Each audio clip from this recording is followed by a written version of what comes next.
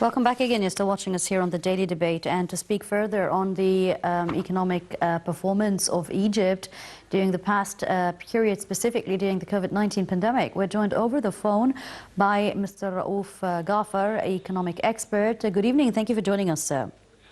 Thank you. Good evening to you, my dear. Sir, now, in your opinion, how did prioritizing development here in Egypt help rise Egypt from all the challenges that it has been facing? And we're talking about whether the recent challenge, which the whole world is facing, the COVID-19 pandemic, or going back as far as what challenges that have been faced by Egypt during the past 6 years?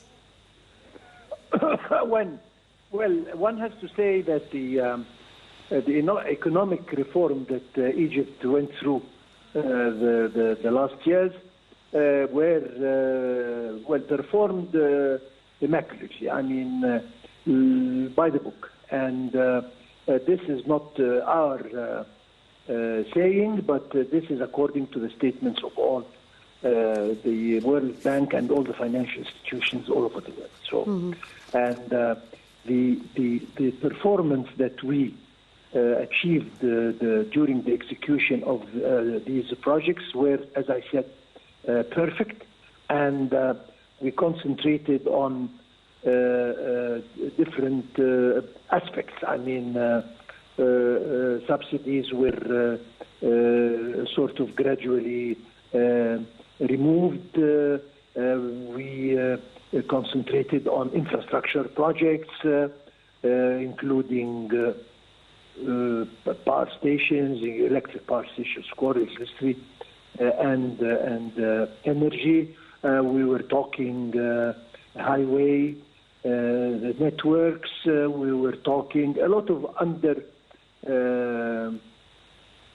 infrastructure projects. And mind you, this was the reason why our economy could sustain the crisis of the pandemic in the last year.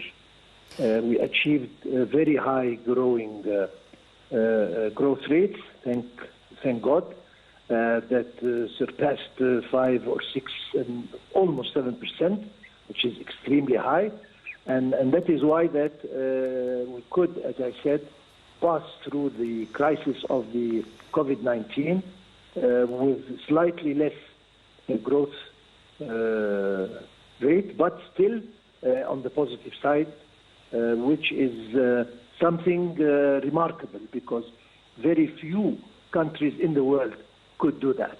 So that was the reason that the economy of Egypt developed in a very positive way and could, as I said, resist the challenges of the last pandemic. And I hope that it does not last long, and we will get over it very soon, inshallah. Yes, Mr. Raouf, now, as you've correctly said, that's not just a positive feedback from the actual performance that's been going in terms of what an ordinary individual citizen can see happening in terms of construction and mega projects, but also being echoed positively by international organizations. And specifically, if we want to talk about the IMF in particular, and how they praised the Egyptian economy, saying that they have had a successful story and moving forward positively towards the 2030 vision.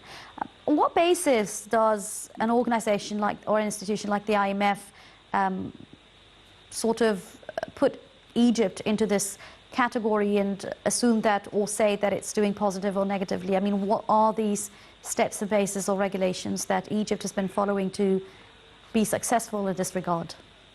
Well, let us say that IMF, of course, is full of experts, and when they decide to give a hand to a country, they try and work a program that is feasible and doable by this.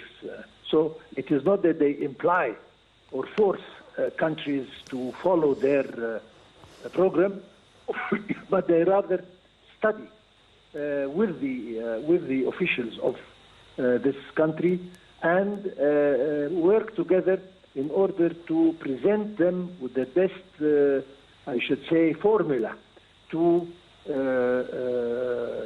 undergo the reform programs. And this is exactly what the IMF did.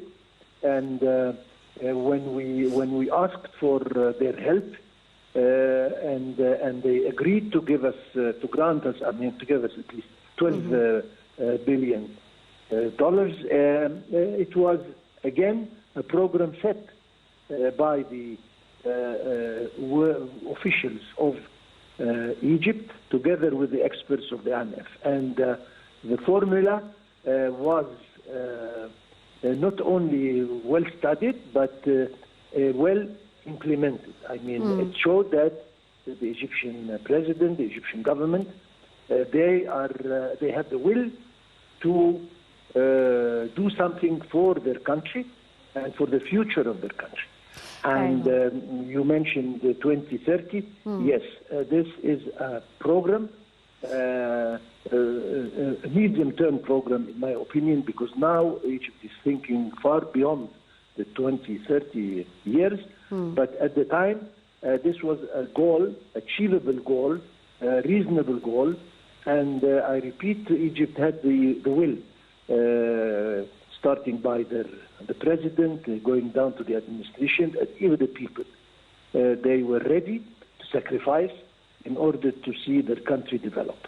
That is the reason why this program succeeded, and it became a role model. Now the IMF is proud of the performance of Egypt, and it is becoming sort of a lesson that the IMF gives to other countries if they want to really develop and they are serious about following a strict reform program, to follow the example of Egypt and see how Egypt performed and do the same. So, Yes. and this again, if we leave the IMF for a second, we will find that all the other development banks and financial institutions all over the world, That's they true. praised the effort that Egypt exerted in this direction, and they all confirmed that the economy was in the right path and that Egypt was developing the way it should. Absolutely well. Thank you very much, Mr. Raouf Gaafar, economic expert. Thank you for your input and for joining us here on the Daily Debate this evening.